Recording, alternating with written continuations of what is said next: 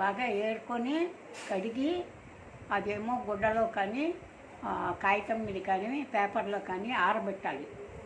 ఆరబెట్టిన తర్వాత తడి లేకుండా ఆరిపోతుంది.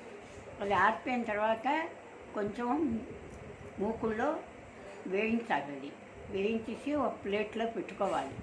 పెట్టుకున్న తర్వాత కొంచెం నూనె వేసి అందులో మిరపకాయలు, కొంచెం ధనియాలు, జీలకర్ర, చింతపండు, కొంచెం మినప్పప్పు, తింటే వెల్లుల్లిపాయలు ఇవి వేసి వేయించాలి. వేయించి ఈ కరివేపాకు, ఈ పోపు దినుసులు ఇవన్నీ కలిపి మిక్సీలో ఉప్పు వేసి మిక్సీలో తిప్పాలి.